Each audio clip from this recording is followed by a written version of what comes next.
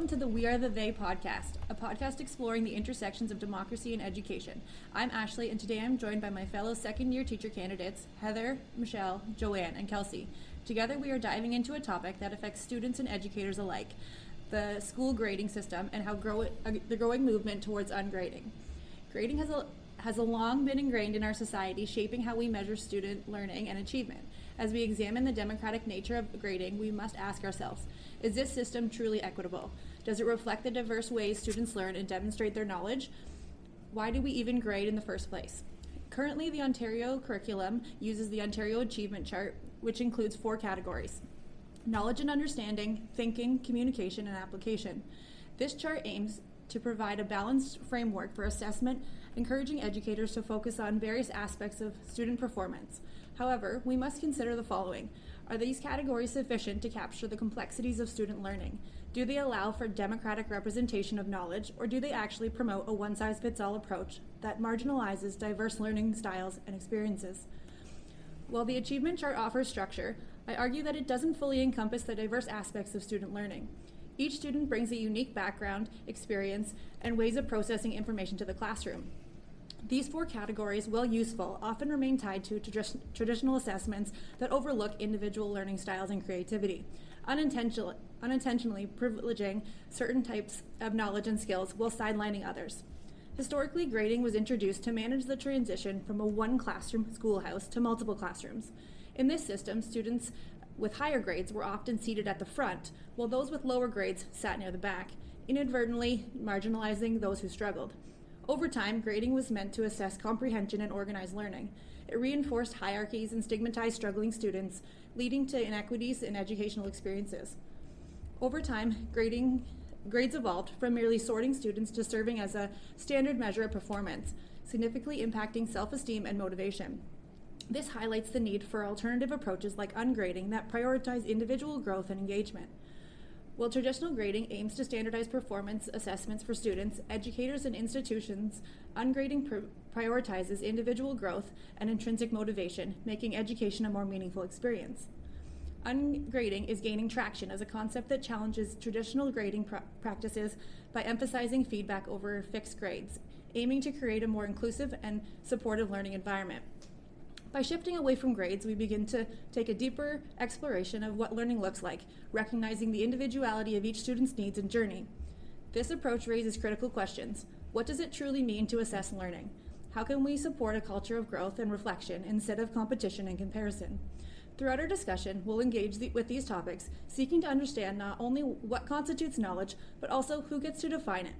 We'll explore how a democratic approach to education can influence our assessment practices, ensuring that every student's voice and experience is valued. We'll share our findings and insights, examining how we can promote a more equitable and democratic educational system through ungrading. So whether you're a student, educator, or perhaps one of our Level 1 contract instructors tuning in, we invite you to join us as we navigate this important conversation about grading, democracy, and the future of learning. Let's get started. Thank you, Ashley, for that amazing introduction to ungrading.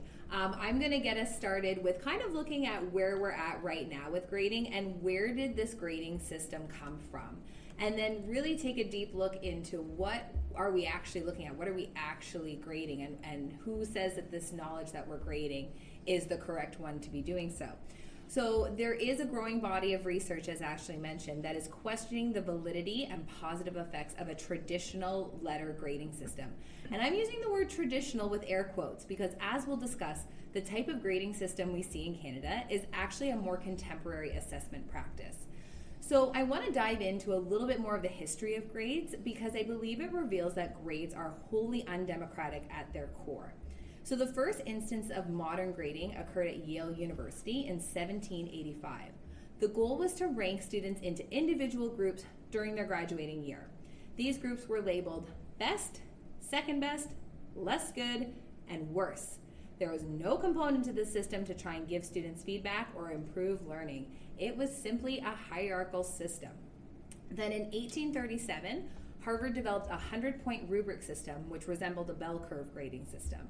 But in this system, most students were meant to cluster at the midway mark at about 50%, and it was rare to see scores above a 75 or under a 25. And as K-12 schools experimented with this system, they eventually evolved into a hierarchy system of letter grades. As this system developed, a C grade became the new average, which centers around the 75 mark instead of a 50. Now, this is more in a US grading system because, as we know in Canada, a 75 is more of a B grading system. The problem with this shift, according to researchers James Carifio and Theodore Carey, is that it is a badly lopsided scale that is heavily gamed against the students. In a 100-point scale, where grades are centered at around a 50, a passing grade and a failing grade have equal weight. But when that center point is shifted upwards, there is less area to succeed and more area to fail. We are literally increasing the possibilities for students to score lower on the scale. So already I think it's pretty evident that the odds are stacked against students in this modern letter grading system. But there's a deeper issue here when we consider, what are we actually grading? Who gets to decide what knowledge is worth grading and what knowledge isn't? Is there only one way of knowing? And unquestionably, the answer is no. In particular, there has been a wealth of research done on what is referred to as indigenous ways of knowing versus Western knowledge. And while there are some similarities, including the use of observations and data collection, there are many differences between these two practices. Indigenous ways of knowing are characterized in the following ways. They rely heavily on many forms of intelligence, including interpersonal, kinesthetic, and spiritual intelligences, and it is built on historic experiences of their people. It is holistic, communicative, and dynamic with a respect for all things. They use a qualitative oral record. There's a trust for inherited wisdom, the practical application of skills and knowledge that is integrated and applied to daily living. There is a communication of metaphor and story connected to life, values, and proper behavior, and they regard the land as Mother Earth.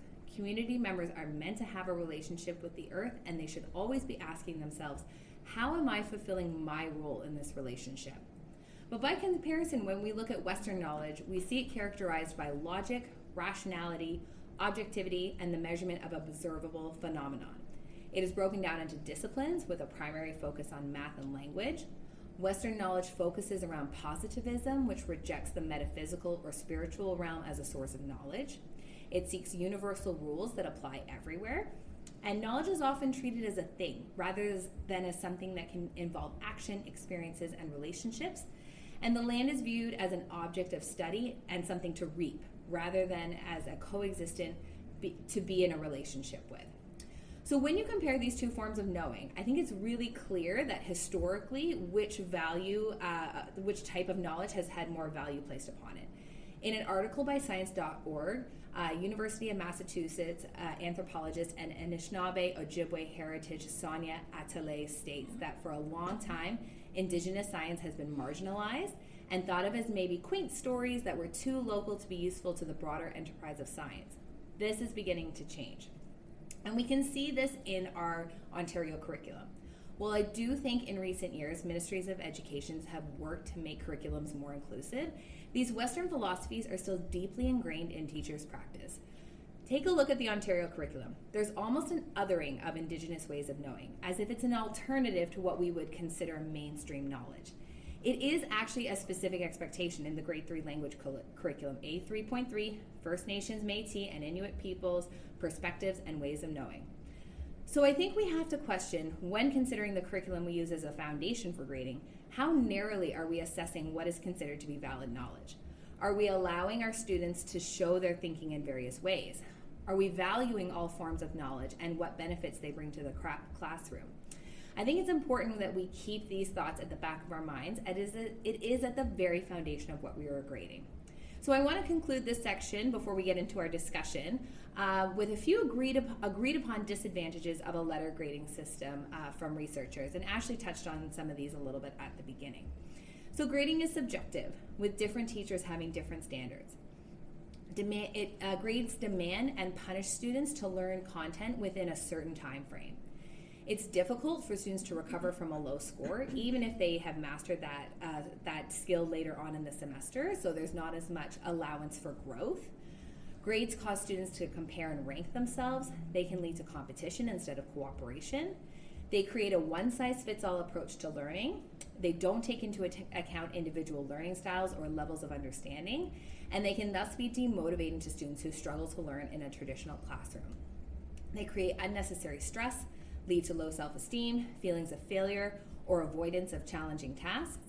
They have adverse effects on student motivation, and they are not a good form of feedback. And grading systems can put too much emphasis on achieving good grades instead of the actual learning process, which in my opinion is the root problem of all of this. It creates a fixed mindset instead of a growth mindset. So I want to ask my colleagues, do you agree with these disadvantages? And what is your experience with grading? Do we allow for various ways of knowing in the classroom? That was really great, Michelle. I feel like it's really interesting you talk about growth mindset, because that's one of the big things, and the point I'm going to make later on as well, that a fixed mindset is so damaging to children, and grades really do seem, when you think about it critically, grades really do seem to create this fixed mindset or keep students in the box of where they're supposed to be. I think a lot of us growing up probably have an idea, and probably most of us at this table think, I'm an A student, but what does that mean? And what does that mean for my learning? Yeah, I agree, Heather. And I think too, like, just because you know something, or like you're gonna go and you're gonna study, and you're gonna like, I took pharmacology in my undergrad, so I studied that and I memorized it and memorized a lot of it. And so it doesn't mean I necessarily learned it. I learned it for the grade. I didn't learn it because I wanted to learn it. So I feel like that has to do with it too. And we tend to like dump that knowledge once we're done and we're done a course. And I feel like because there wasn't really, I don't want to say meaning behind it, but it was like, you have to learn this and it has to be learned in this way, and you're going to write a test at the end, and it wasn't like focused on our growth of our knowledge. It was just like, you just need to learn the material and get through it. And I feel like that's kind of what was like focused on. I don't know if that makes sense. But yeah, you kind of just like dump that knowledge when you're done, because I feel like we weren't necessarily like involved in the learning process. It was more like, you just have to learn it and then deal with it. Right. I also think that adds on to, like, if we're looking holistically at building children up and supporting them in all ways of learning, like their health, their mental health, physical, I think that the growth mindset really produces like confidence and self-worth and how the kid identifies themselves. Because I think if they put themselves in a box and we categorize ourselves as an A student, B student, or I'm not good at reading, so I'm never going to learn, I think the growth mindset could really help students grow in learning that they are capable, and it doesn't matter the grade that they get. I also think it has to do with peer pressure as well, and like looking at the peer aspect of the classroom. When you look at putting yourself in a box, but also other students, they may not collaborate with those students because, oh, I know you're going to get a C, or I know you're going to get a B, and I want to be an A student.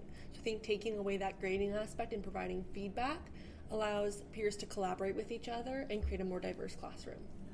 Yeah, and that's such a good point. I know I've seen students on placement who, and it kind of goes both ways. You see a student who struggles with a traditional learning and a Western traditional learning environment, and they kind of rely on that A student, and maybe they'll just sit there in a group project and be like, no, that student A is going to take care of everything. So they're not getting meaningful learning. And then on top of that, you've got your A student who, Kelsey, as you said, they're just going to say, well, I'm just going to do all the work, or I don't even want to work with that student. And then they're missing out on that student's perspective that could inform them in other ways. Yeah. Yeah, I agree. I think that it lets, students will take more risk when there's not like necessarily a grade attached to it, like they're willing to take like a course. One of the things I listened to a podcast was about a physics instructor who was teaching physics, and he only had about like 10 kids enrolled in his physics class. And once he introduced ungrading into his classroom, he had more students that were willing to take his course. And so now he has like 2 classes of like physics, and this is in the secondary, but he's like, more kids are willing because they're, they get to help set their grade and they get to help be involved in it. And he has like a growth mindset in his classroom, right? So like the students get to like help pick what they want to learn, and it's how they grow over a time period, and not necessarily like what they can master on one specific test. Yeah. And I think like they're willing to take risks. I think what you brought up just kind of struck something with me, because I remember myself in high school and I was an A student, but I never brought my actual learning in the classroom to what I understood in the outside world and what is going on around me in the outside world. I literally did not have that experience until university. And I think there's just so many problems with that. Like, what was I learning then? What was I actually contributing? And as a result, I don't really know if I knew who I was back then, because I'm just in this box of just, okay, just do this, learn this, that, and it's not meaningful in any like way. check the boxes kind of. Yeah, okay. Anything else anyone wants to add? So before I hand this off to Heather, I just kind of want to finish off by emphasizing how important this issue is, because it lays the foundation for students' futures. So as teachers, we determine student grades, which ultimately determines the kind of post-secondary education opportunities that are available to them. In Canada, our post-secondary institutions are costly and are only accessible to students with a certain threshold of grades and financial means. So this means that the post-secondary education system in Canada is inherently undemocratic, and there are socioeconomic factors that prevent students from reaching certain levels of achievement.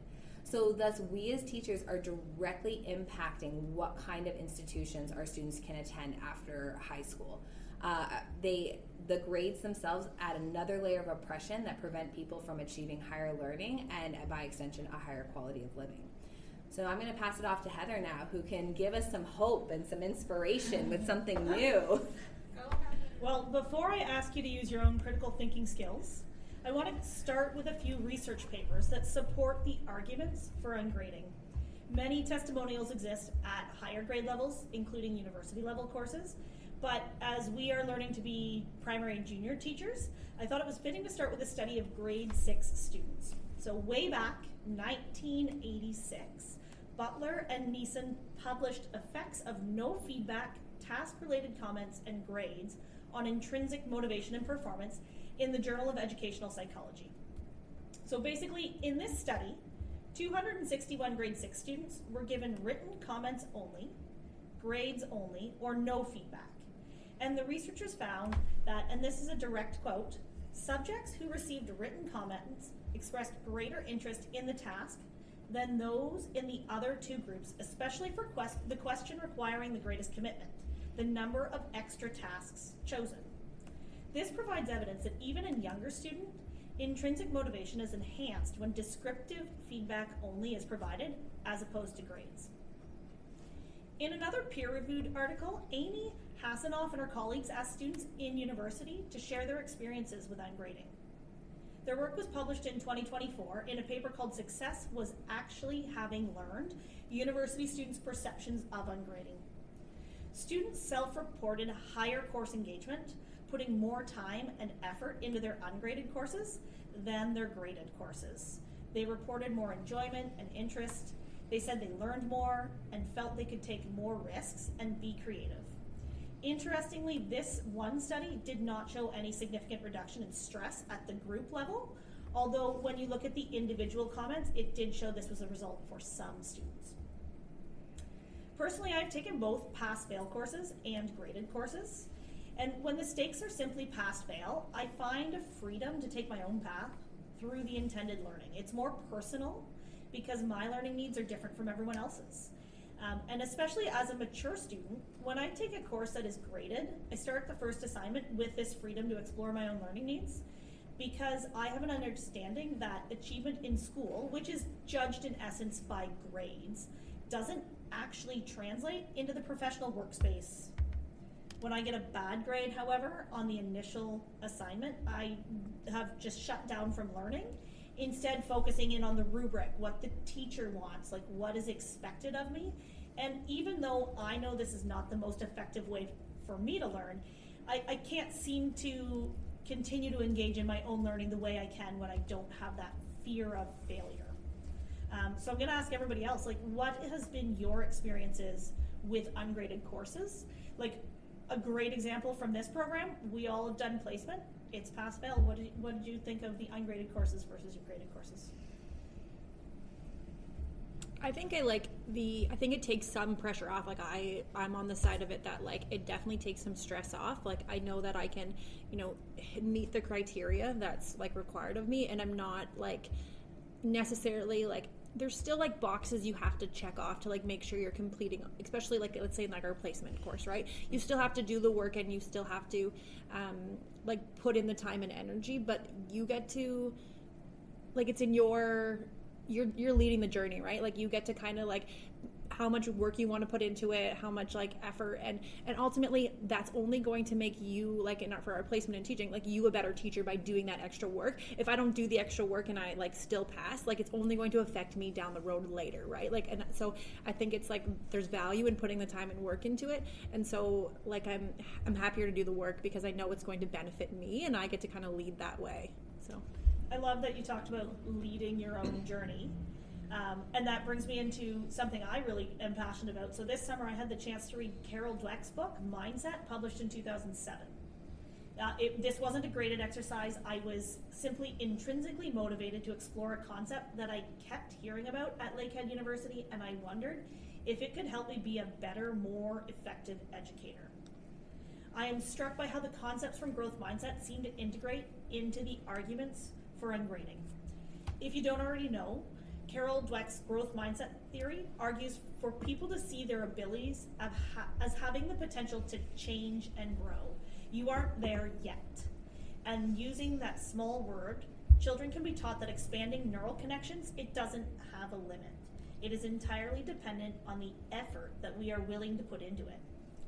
In contrast to the growth mindset, which we've already touched on a bit, we have the fixed mindset, where mistakes are viewed as inadequacies and prevent people from learning from their experiences. She highlights multiple examples from the business world where leaders have learned from mistakes to create viable businesses with long-term success. At its core, Carol really wants people to understand that learning happens when we work towards viewing our mistakes and misconceptions as just another opportunity to learn and grow. I think the connection to ungrading is clear. We can use our critical thinking skills to understand that grades inherently penalize mistakes and classify them to students as undesirable. We literally are telling students to conform to our thinking by pointing out their errors without a dialogue or any focus on their skills and abilities. Grades keep students in a fixed mindset by ranking students. Why would you take a risk when the focus brought about by grades is about ranking higher than others, as opposed to internally understanding yourself and how you learn? When you put these ideas together, we as educators really do. It's our job to do everything in our power to eliminate all the limitations we have put on student learning, and I believe one of those limitations is grading. Being open to ungrading could be a tangible demonstration to our students of our own value of growth mindset. If this conclusion makes you uncomfortable, why do you think this is? I'll open it up to the group. Do you agree? Disagree? I think that was so beautifully said, Heather. Kind of touching on your previous point, in an ungrading scenario, and we're starting to see some ungrading scenarios in our Bachelor of Education here at Lakehead University. Initially, I don't want to say it bothered me, but I felt, well, I put a lot of work into my assignments, and I want that validation from someone with their PhD or someone with a lifetime of experience. And I've talked to some of you about this off pod, and it's more something that I have had to come to terms with myself. Whereas, why do I need this validation from somebody else? Why can't I have this personal growth and just be proud of that learning? So that's something I've had to kind of wrestle with myself. And I think we've seen the way that assignments and things like that can really cause so much stress on students that they're literally working on assignments in another class. And it's like, well, then where's the education? Where are we so focused on just checking these boxes? We're actually missing out on our learning. And what does that say about education in general? Like, what is the purpose here? So this has been a little journey for myself, but I am just so excited for this idea of ungrading, and that the purpose of this journey could just be for learning and not for checking boxes and getting A's. Yeah, and I think just going alongside of like growth mindset as a student, but also as an educator, you're learning with your students. You're not always going to be right, you're not always going to be wrong, and making sure to have that collaboration with your students of teaching them it is okay to make mistakes because we're learning from them, and they're not mistakes if you're learning.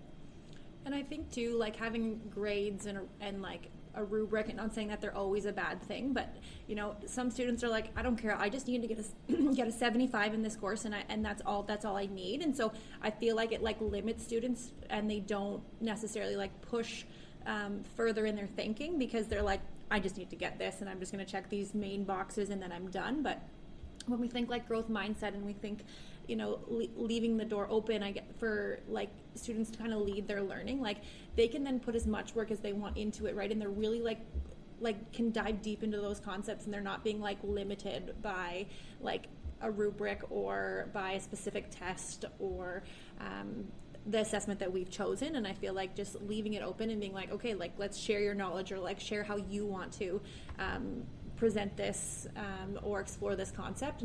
And there still has to be criteria, but I think that like leaving it a little bit more open for students, and not like necessarily defining a grade system for them, will like promote students to be more actively engaged and remember the content. When you're involved in the learning and you get to help decide it, I feel like you remember it more, versus if you're just being like told you have to like read this. Maybe the shift is that it's the expectation that you are learning and taking responsibility for your own learning, rather than you have to learn A, B, and C, and D, right? If you're just demonstrating that you are learning, and we really focus on learning instead of my expectations, right? Like my expectation maybe needs to shift, so that I just want my students to learn and learn what they want, and really giving up some of that control. So in 2011, Carolyn Palfrey and her colleagues looked at how grades perpetuate performance avoidance goals, which were linked in previous studies to feelings such as shame, anxiety, and hopelessness. Their study wanted to answer questions: how do grades influence pre-task goals? Either performance avoidance, which basically means is you're avoiding incompetence, or performance approach, which means gaining competence. So their first study involved a questionnaire to 115 English foreign language students before completing a task that they knew was either going to be graded or not. And just anticipating a grade increased performance avoidance goals. So these students just wanted to avoid incompetence. Next, they told a group of students to anticipate receiving feedback as a grade, descriptive feedback, and a grade, or just descriptive feedback. And the group that was only going to receive descriptive feedback, so no grades at all, showed the lowest level of pre-test performance avoidance goals. Finally, they carried out a longitudinal study looking at grades only, comments and grades, or comments only as feedback. The results showed reduced autonomous motivation for students receiving grades. They defined autonomous motivation, because that's kind of a big word, as first external motivation, followed by intrinsic motivation driven by interest or enjoyment. So in this study, grades decreased intrinsic motivation and set goals that were based around avoiding failure rather than success. In 1995, Dr. Robbins looked at the effect of pass-fail grading implemented in a medical school setting. The research showed no change in performance, which I think is definitely important when we're thinking about like how are our doctors educated, and we want them to know. We want them to learn. So it showed no change in the performance, but where the study actually gets really interesting is students reported less competition between each other, more cooperation, and less anxiety, which is all kind of part of what we're trying to foster in our classrooms. We can also consider that grades, and we've touched on this a bit, they're a valuable asset, and that gives all the power to the teacher, and this power imbalance in the classroom, it's not democratic. This is a huge drawback to grades. It gives access and opportunity to those who already have access and opportunity. So ungrading is a philosophy that puts the emphasis back on learning, as opposed to judging a student's progress. Focusing on formative as opposed to summative assessments is key to this idea. Does a student learn more when they receive a grade on a paper, or when they receive feedback and revise their work? Reducing interest, creativity, and fostering a fear of failure, all the results of grades, can't be good for our students. Do we want students to do work that is expected, or their best learning on a topic? Can ungrading help with this problem? Yeah, like Yes. I think that ungrading can for sure definitely touch on this and help with students like want to learn, and I feel like it'll give students like an opportunity to explore like what is interesting to them. And one of the things too, like I was talking about this with another colleague, and we were talking about grades specifically and doctors, and I was like, she's like, well, what do you call the doctor who got the lowest grade in the classroom? And I was like, I don't know. And she's like, a doctor. And I was like, it's true, right? Like there are so many components to being a doctor, and it like they obviously still passed whatever they needed to pass, and it doesn't matter what their final grade was. And you know, there's like bedside manner, and there's all these other things that like factor into becoming like a good doctor. And I just think that like students, like we can't just like focus it on their final grade and like how that will like make them come out in a career later in life, like, you know what I mean? Like I feel like there's so many components, and we can't just focus it on like a number. And even like dividing students, there was one article I read about how they were using like a point system, so like 60.25, like 2 decimal system, in order to like grade students, and that like points were separating students whether they got into medical school or not into medical school, or the professions. And I feel like that's just like we're just limiting people based on a number or a letter system. And you have to think about, what is the end goal here? Is the end goal for you to be the best, highest paid doctor, or is the goal for people to be healthy, for you to be able to spread wellness? And same thing with teaching, right? And what is the goal for us to be the best, highest paid teacher that gets all these special awards and trips to the board office, or are you improving student learning every single day? And so I love this idea that ungrading creates cooperation and collaboration. Still, of course, you know, I love that this was brought up before, that we do have to have learning. There has to be expectations that are met, and ideally you want quality work. We have to function that way. But yeah, how are we getting there? What's that journey of getting there? Yeah, and I know you brought up how it like takes like or causes anxiety with grading, and one of the articles I read was the New York Times article, and it also talked about how like some students were facing physical abuse like at home because of the grades that they were receiving, and that's why they moved like our report cards to be handed out on a Monday instead of a Friday, because there was less child abuse, because less time for the parents and the children to like stew over it over the weekend together, versus if they handed it out on a Monday, which I think speaks to our whole system. Like that's what we did to address it, and not the fact that like we didn't change our like grading system, and how like, you know, children are being like physically abused because of like parents are unhappy with these grades. And I feel like that's like something that's like just blows my mind, that someone, you know what I mean, that obviously like you're not going to be happy if your kid's like failing everything, like, you know what I mean, but the fact that in some situations it's resorting to like that much physical abuse that they had to change when they handed report cards in, but that we're not changing how we're grading students. I don't know if that makes sense. I think that's a really powerful story to tell, because it is about, right, we are making the decision to continue to use grades, right? Like that's our power imbalance is still there, and the rich get richer and the poor get poorer, and it's very much perpetuated by the whole grading system. I have a point to add to your point, Heather, about the power imbalance. So in one article that I read, the author had a professor implement ungrading in higher level education, so in university, and what he noticed from grades versus like qualitative feedback was that his relationship with his students were better, because he found that beforehand, using grades like percentages, he found that he had to constantly defend why they received that grade, and negative feedback like, this is your mistake and it's right because I say so, rather than this is how you can move on or like grow from these points that, you know, might have been right or wrong, or like this is your goal towards the assignment on how to learn. Yeah. I don't know if that made sense. Yeah, that makes sense.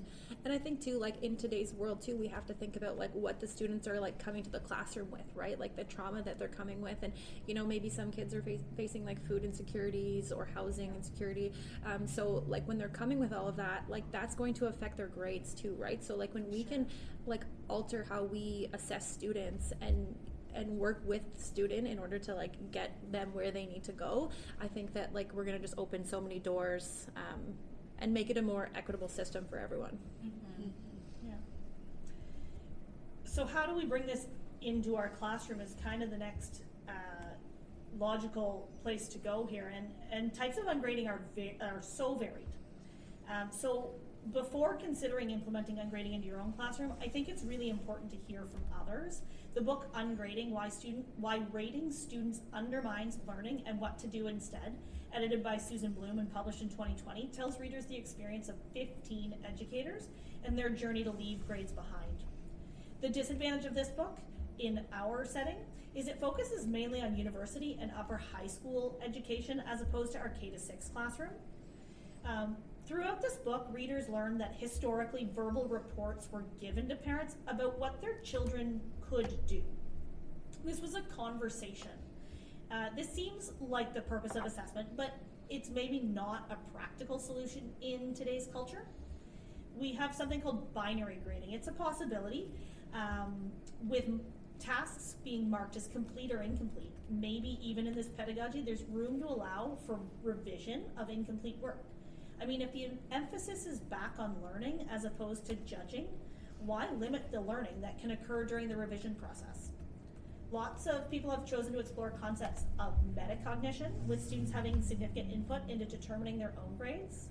The book also argues that current grading is subjective, and when students let go of when teachers, let go of the idea that they need to be in control of the grades, they can allow students to develop metacognitive skills in assessing their own learning, even if it comes at the expense of the teacher's perceived opinion of the grade. Of course, there are ways around this, like contract grading, where each assignment is pass-fail, but students decide for themselves the quantity of work they're going to complete. Each letter grade has its own expectation, and there are consequences if the students do not complete their contracted assignments. The ungrading system operates in a world that is attached to giving grades, and these educators have, in many cases, assigned grades, but it is the way that we are determining grades that has greatly shifted in these classrooms. The focus in these classrooms, it really seems to be on learning, freeing students from the penalties of creativity and non-compliance, and developing skills for a world that is way more complex than just right and wrong. I was going to ask, how do you envision integrating the idea of ungrading into your future classrooms? But maybe I'll save that for after the next discussion. I will be looking into how to implement ungrading into our classrooms. So we're forming a systematic structure of grading in all levels of education, especially now in our society, can be daunting as we've been living in a traditional grading system for so long.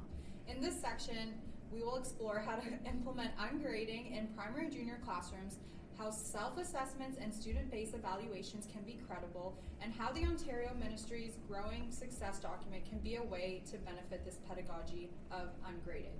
We believe that taking a step into this model and pedagogy will create classroom environments that are equitable, and inclusive to students. We first want to recognize that deconstructing the traditional grading system will take time, as there is still a huge lack in resources, expertise, and knowledge for educators to learn from and to gain in the topic of ungrading. In order to successfully change the whole system, most educators and administrators need resources to be trained on how to measure learning, provide evaluative feedback, and how to motivate students to learn without a grading system. For example, within our current system, it has probably taken much time and effort for experts to develop standardized tests, assessments, and models that some may argue are true, in quotation, measures of learning. So in turn, as a society, we need to begin seeing the need for implementing ungrading in our classrooms to improve research, resources, and ways to help students learn with meaning.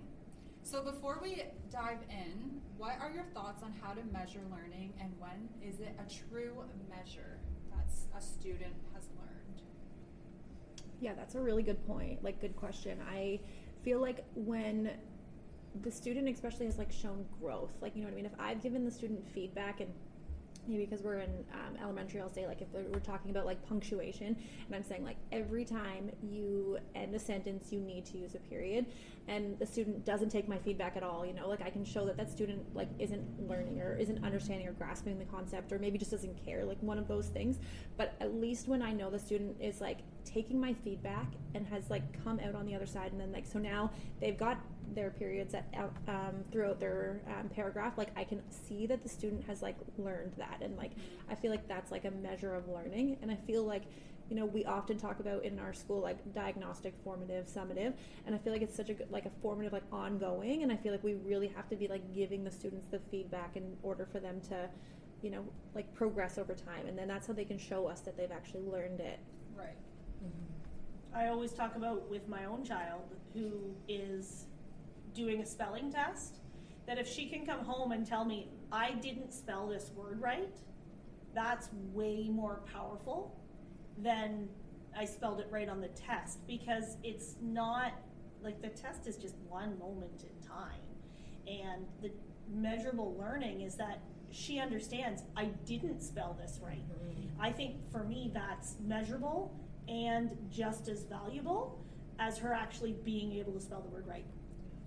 I think there's so much that comes out of talking to our students, and I think you can just unlock some of that learning that maybe, especially in primary students who quite haven't been able to master that skill of expressing their thoughts and feelings through writing or maybe through other forms of communication.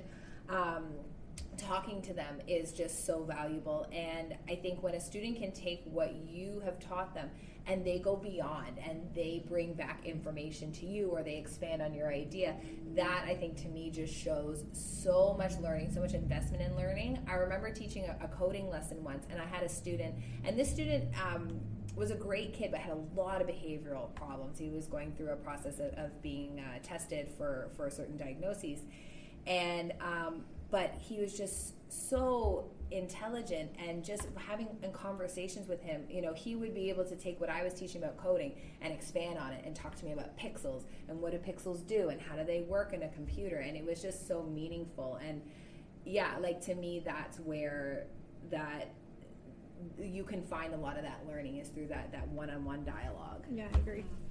Yeah, and I think we have to explore and incorporate those big ideas in ungrading into our primary and junior classrooms, while looking at, you know, how teachers and educators must rethink and rework their entire pedagogy. We're taught in Teachers College throughout the years that yes, you have to grade this way and you have to grade your students on X, Y, Z, but you need to look at the whole aspect of, okay, how can we debunk or dismantle the system of ungrading?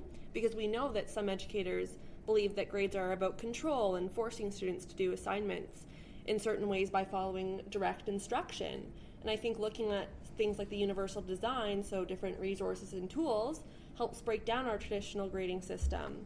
By taking away the grades, we're taking away that pressure on students and forcefully getting them to complete these assignments that they're not interested in, they're not benefiting from. And I think as well that ungrading gives that control to learners, and dismantling the traditional, you know, teacher-student hierarchy that tends to pit, you know, the students and teachers against one another. We've all had a teacher we don't like for a particular reason, or how they grade, or how they view us as a student. And then also looking at, you know, ungrading or gradeless approaches in the methods and pedagogy of teaching. Like, how can we break down the traditional grading systems and, you know, move away from grading into like more learning-centered ways of evaluating student performance? We know that there's not one single way to ungrade, but instead a variety of processes that allow students and instructors to, you know, co-create these learning goals that focus on the learning journey rather than the metric, looking at the end goal and the overall picture. And then we also, as educators, I feel like, and correct me if I'm wrong, ladies, we need to investigate how self-assessments justify grades and meet those expectations. You know, it's part of our job to assess students and make sure that they're learning and they're growing as they go through the different grading systems in the Ontario schooling system. or how, it doesn't meet the expectations. So opportunities, like Heather mentioned, how can we, respond with positive feedback and allow those students to resubmit those goals?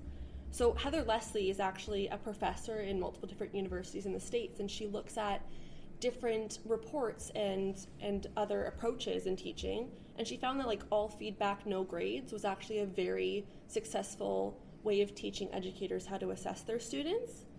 So Leslie actually met with some students who were in post-secondary one-on-one, and once a week she provided her students feedback while giving them an opportunity to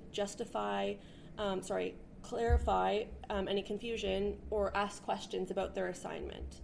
She also gave students a weekly survey to reflect on what they were learning and to give her feedback on her teaching, how she could better prepare herself to help them. So a help me help you situation. She also looked at educators and how they're able to assess a student's knowledge and understanding of the curriculum and expectations over time to actually look at the student's development, not just, okay, I'm pushing you through this system, see you in grade 6 when I'm teaching that in 3 years type of thing. Yeah. Right. I really like the idea of self-assessments, and at first I know we had to do it a few times in this, and I'm I don't know how to assess myself. I don't know, did I get a 90 or do I get a set, where do I really fall on this spectrum? But I do think that if, especially in some situations where you can create a portfolio of student work, and the students can then come back to you at near the end or whenever you're coming to a grading end of a grading term, because in Ontario we still do have to give a final grade at the end, right? So if the students can present their work and you've given feedback on their work, and maybe the student's gone back and then said, you gave me this feedback on this first assignment, I've actually went back and re-added extra stuff into this assignment. I'm that shows me that student really wanted to continue learning on that topic and actually dive deeper into that topic. Or if the student's taking your feedback again, going back to your spelling and punctuation, right? So if they've then added by the end of the year, you can see that student has learned to use their periods and capitals and throughout. And so I feel having a student portfolio and then reflecting on the whole portfolio for a subject, I feel is such a good powerful tool. And I like that the students then have that opportunity to be I really do think I deserved this, or I really understood what you were saying here, or I learned what they can just justify their learning and explain. And then that's powerful to us too, to be as an educator, my students did understand what I was saying or got my concepts too. But I do like the idea too about the feedback that the teachers are getting from students too. Maybe I didn't clearly define these topics, and I need to reflect on my teaching practices as well. Right.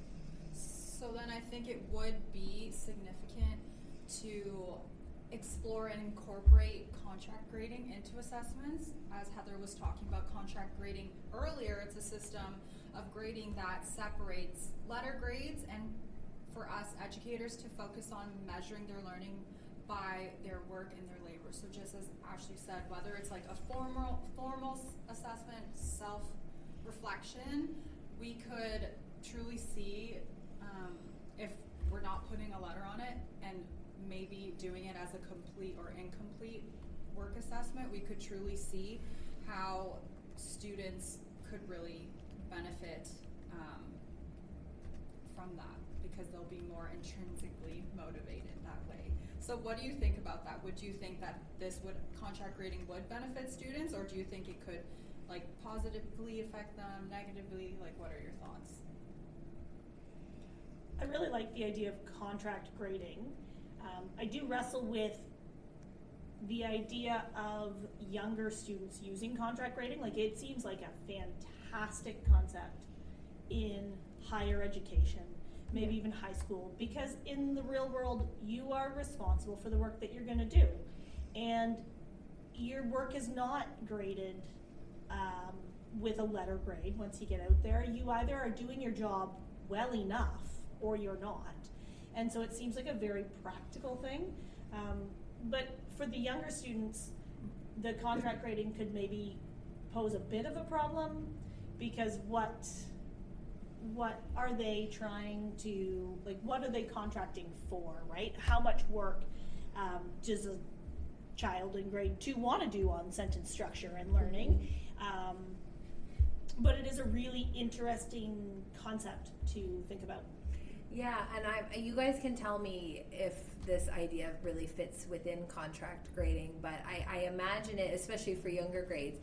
I mean, the agreements on what is going to be assessed and what kind of work is completed would almost be created like a classroom agreement, like for rules and structure for a classroom. So, okay, we raise our hands before we speak, and you know, kind of these routines that we establish at the beginning of the year. I wonder if it could be done effectively in the same way in those primary grades, and it's done at a very basic level, maybe with a lot of visual support. So, okay, you know, just being able to construct a sentence. Does your sentence have that capital letter, the period at the end? You know, are your letters written on the line correctly? So I don't know if that's a strategy that could work. I think that's something maybe that's worth exploring, but I also question with that point with younger grades, if we implement this, especially for grades 1 to 3, and we provide qualitative feedback, it's like, how would those students take that? Would they be old enough to constructively, critically think about what we're saying to them? Like, you know what I mean, in terms of sentence structure or writing a paragraph, like. I do also think, like, I do have to acknowledge, like, we've all grown up in a graded system, and we talk about, say, contract grading in younger grades. They don't know any different, right? These children don't have the perspective that we have. So maybe we're really underestimating their abilities to say, did you use a capital? And they go through and they can do it. Like, they know, right? Yeah. It's maybe that gradual release of responsibility, right? Maybe you provide that explicit and very supportive instruction, and then, they might just be fine. Because I think you're right. I think we diminish what children can do. We kind of set them up to say, you can't handle this before we even let them try. And maybe that's part of what this fixed mindset, where this fixed mindset comes from. Those are great points. Thank you. So has anyone heard of standard-based grading before? A little bit, not a lot. So I was reading an article by Stommel Education, and they define standard-based grading as assessing students' understanding and mastery of specific standards set by the school or educational body. So that can look like your specific school board or the school that you're working at, and this system focuses on objectives rather than grades. So very similar to ungrading. This gives educators the opportunity to assess each student's progress according to their abilities and goals. So very much what we're talking about here, like, I think this is just one way to implement it rather than just thinking of, because it's hard for me personally to grasp, like, okay, this is ungrading, but what are the certain practices that we have to implement to make it actually successful, you know? Yeah, and I think, you know, listening to some other podcasts and like researching, it's going to be like a individual teacher approach. Like, you can't just say, like, if you're watching or you're listening to a specific podcaster or like researcher, you can't just be like, I'm going to do everything that they do now. And I think it's going to be like a student by like a classroom like basis. And I think that as a educator, you're going to have to figure out what works for you, and maybe it's not a full ungrading approach right away, and maybe it's with certain subjects or certain tasks within your subjects. But I think that, like, it's what works for you and how it's going to best help your students, and I think that's like where you start. I think you have to start by knowing your students, and when we talk about ungrading, it is going to look different in every classroom because every classroom is different. Right. And you kind of like Michelle mentioned earlier, like, you know, like when we had to self, like, you know what I mean, the pass fail, like, you're kind of like, you want that mark and you want to know, like, how well did I do? And, you know, even when we wrote the math exam, like, I wanted to know, like, what did I get? Did I just pass the math exam, or did I pass by a lot? Or, like, you want to know these things, and you're like, because you, like, we want to know how well we did, but why does it matter? Like, you passed it, right? And I just feel like we have to, like, kind of like readjust your thinking and just know, like Heather said, like, kind of appeal to your students and what's going to work best for you as a teacher.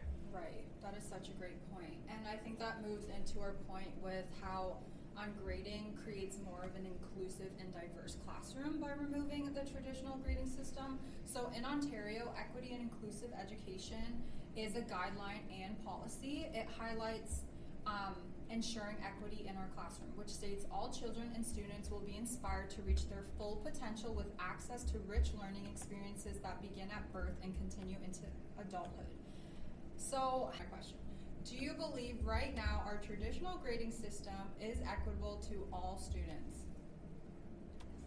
No, I don't feel that like all students are like it's not equitable. Like there are students who really strive or like thrive in certain situations, and some students are really great test takers, and some students are really good presenters, and some students are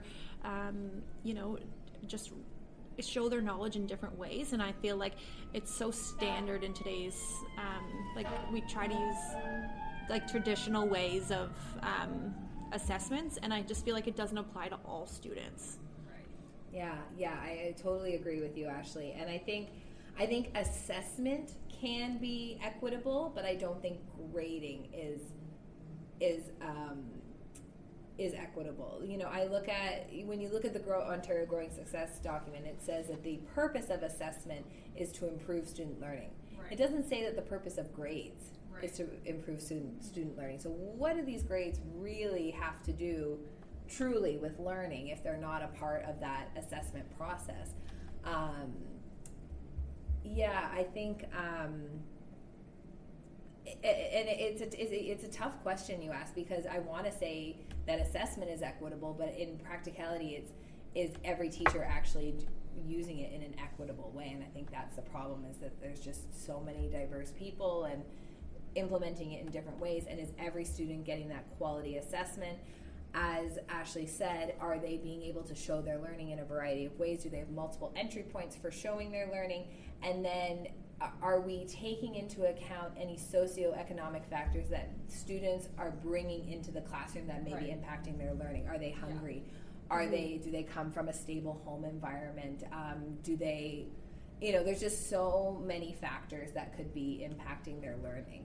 And that's really where the art of teaching and the struggle comes from, is we just have to address all these different learning factors that teachers 50 years ago were never expected to think about. Yeah, that's a good point.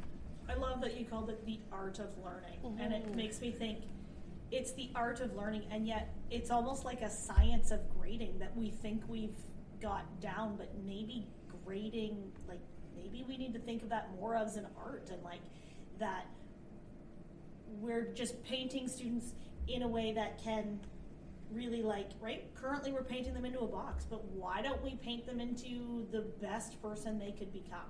And why are we using grades as just this scientific, I know 60.25% of the material, like what does that even mean?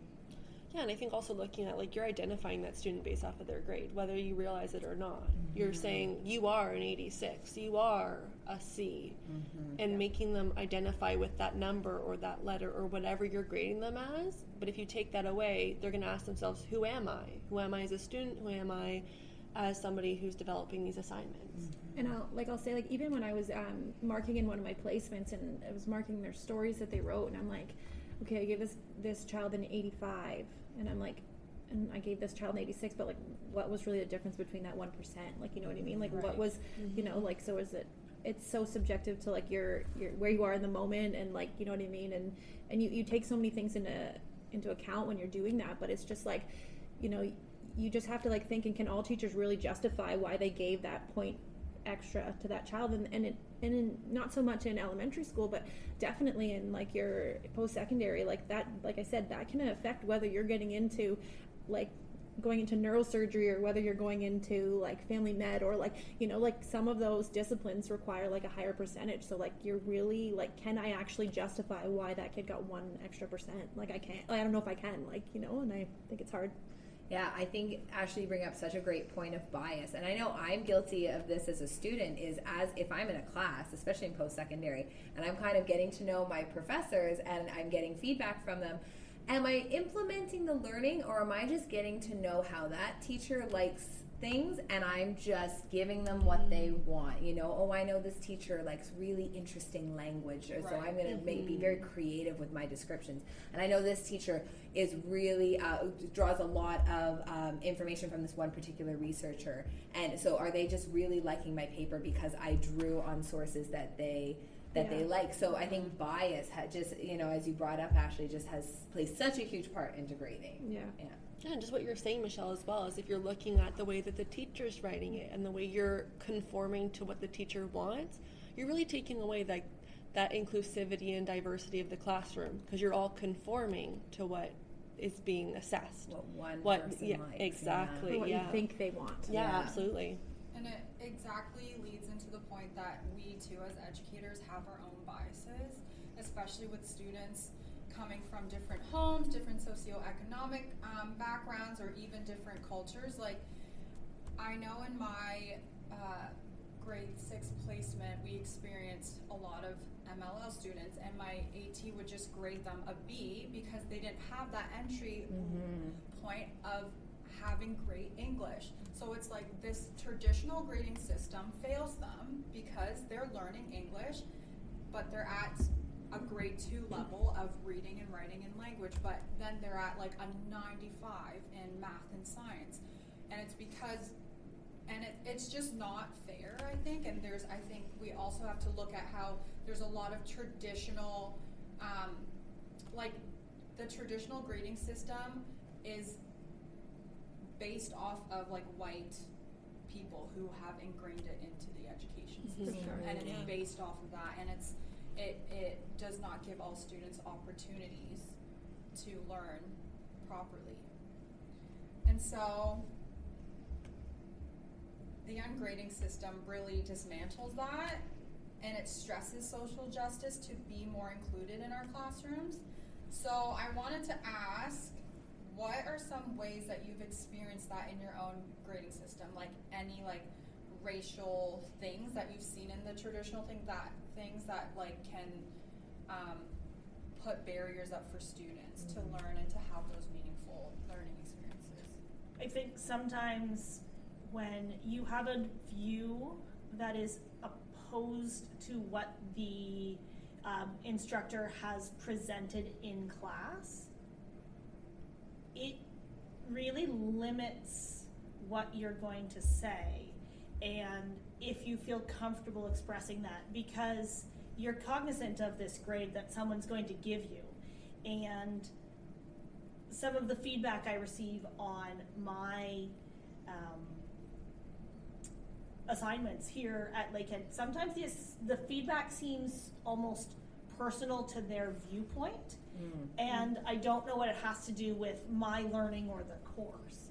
I don't know if that's answering your question very well, but that's kind of where my mind went with that. For sure. Yeah, I think that sometimes, like if we have like, again, like you're talking about, if we're going against what the teacher or what like maybe our class views is like the right answer, I think that's like really hard for students to share. And again, like I think that bringing up some of the points, if someone of color that is bringing something up, and you know they might feel like I can't bring up my viewpoint or how I feel on this, and I feel like that's not fair, that they're not going to be able to, or they don't want to bring it up because they don't want to go against like their like class or like be viewed differently or like set apart from others. And so again, I don't know if that answers your question, but I feel like it would be really hard in that situation. It just seems like it's limiting everybody's learning in these environments. Yeah.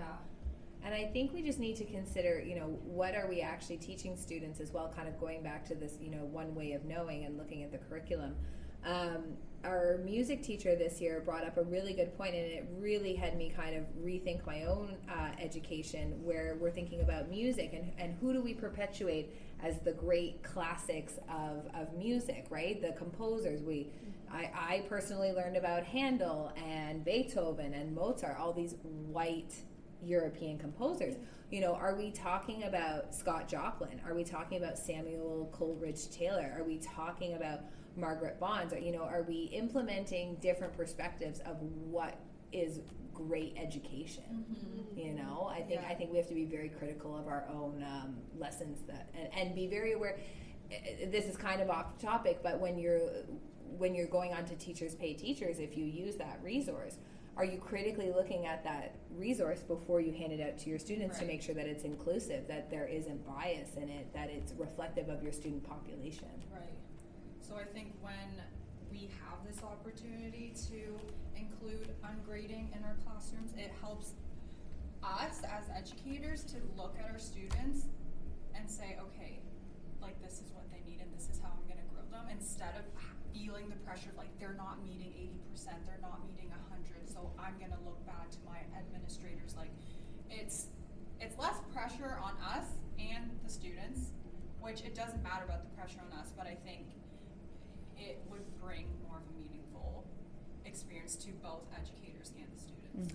Yeah, and I think that ties into looking at, you know, the ministry's achievement chart and growing success and how we're evaluating it, because we know, like, we have a job to complete, and I think a lot of us will struggle with, if we're going to go into this ungrading system, it's not an 87, how the heck do I mark it? Well, we can look at simple things like achievement charts. They always can be used in the ungrading of education because students can still be assessed correctly when you're looking at meeting like the overall expectations, their knowledge and understanding, their application, and also looking at like more self-assessment when it comes to, you know, students grading themselves, having your students look inward, and again, like giving them that responsibility when it comes to their grades of like, okay, well, at a certain point you need to self-reflect and say, what can I do to grow and to, you know, get my assignment from like mediocre to like adding a little bit more sparkle to it and getting it right there. So looking at even things like the growing success, and, you know, we'll all have to do report cards at some point, and it's interesting to see that the growing success document actually highlights that all versions of the elementary process on report cards are actually designed to show a student's development of learning skills and work habits during the fall of the school year, as well as the student's general process in working towards the achievement of the curriculum expectations in all subjects. But then you have to take into aspect, like, yes, we're listing off, you know, columns where there's teacher, parent, student conference notes, student goals, parent comments, requesting interviews, you know, next step action plans, and so forth and so on. But looking at that and saying, okay, yes, I can include a report card, but at what cost to my student? Because if you're only giving them, you know, excellent, good, satisfactory, are they going to identify themselves with that? So we could take that away and look at achievement charts instead, and looking at, okay, I know my students need to be learning this certain aspect, but how can I get them there in unique and in different ways than just, here's a grade, deal with it. So you're saying that the achievement chart maybe necessarily isn't a problem, but how we're implementing that achievement chart is the issue. Yeah. Exactly, yeah. And then looking at, like, what do my students take away? What does the government take away from me grading my students? Like, who's really, truly benefiting here? Yeah, I love that. And then the one thing too, and I'm not sure if it necessarily applies into this exactly, but we talked about using the single point rubrics and how, you know, it's still a way to grade students, and, you know, you can still use that achievement chart, but it's like, you know, your middle is like kind of your expectations, and then, you know, you have your like things the student did really, really well, and then you also have like the next steps within that, right? So it's not necessarily like there's like a grade obviously somewhere attached along there, but it's not like, you know, I mean, a level 1 is here, a level 2 is here, a level 3 is here, a level 4 is here, right? You're kind of like saying this is what the expectations I'm looking for, and then giving the opportunity for feedback as well as like what they did well on. And I really like that, like you can still utilize the achievement chart. Yeah, absolutely. And I think that's a unique way of looking at, okay, I'm still assessing what they're learning, and I'm still allowing them that growth and, you know, changing aspect of there's still room to grow. You're not just walking out, like Michelle said, like, what did I really take away from this lesson? Yes, I'm getting A's, but at what point am I applying it into real life situations? Grades kind of seem like, to me, when you're using the report cards, they kind of seem like the easy way. Like, I've just like given you a number and you're supposed to I just expect that you know what that means. Whereas like sometimes like the easy way to do something isn't actually the right way and doesn't benefit students the most. Like, just descriptive feedback, like what are the next steps for this particular student, like, right? Because that's going to have more meaning than any number, arbitrary number, and it is just an arbitrary number, an arbitrary letter, right? What comes next? Even if you're doing really well, like there is still something next for every student. So Yeah, and I think if you talk to teachers, like they will tell you that the hardest part is definitely giving that feedback to students, right? Like it's like putting a grade together. You know, you can put in all your spelling tests that you've done, and you can add up and create like a grade or like see where the student falls within your standards, or the standards that's set by the Ontario government. But but at the same time, like actually like going through that student's work and like being like, this is what we really need to work on, and like this is where I want to see your learning go, and like where and ask the student too, where do you want your learning to go to, because I feel like that's a really big part of it. But I feel like that's the harder part in all of this versus like putting a grade on a page. Oh, if we only had to grade, our lives would be so easy. Our jobs would be a piece of cake. Yeah. All right, so to wrap things up, so reflecting on our discussion, it's clear that traditional grading systems often perpetuate inequalities and fail to address the complexities of student learning. These systems can marginalize students whose strengths lie outside conventional assessments, creating barriers to their success and limiting opportunities for advancement. By embracing ungrading, we can support a more equitable education system that values every student's unique journey, allowing for diverse expressions of knowledge and understanding. Democracy in education means recognizing that every student has the right to learn in a way that honors their individuality. It challenges us to rethink how we assess learning and who gets to define what constitutes knowledge. By prioritizing feedback and personal growth over fixed grades, we shift the focus from competition to collaboration, encouraging students to be involved in their learning. This democratic approach supports an inclusive environment where all voices are heard, promoting a culture of respect and understanding. As Benjamin Franklin wisely said, "Tell me and I forget, teach me and I remember, involve me and I learn." This is the essence of ungrading. By involving students in their learning process, we empower them to truly understand and engage with knowledge. When students participate actively in their education, they become co-creators of their learning experiences. By committing to practices like ungrading, we take important steps toward a more just and equitable educational system. Thank you for joining us today, and we look forward to continuing this conversation and exploring more ways to enhance democracy in education.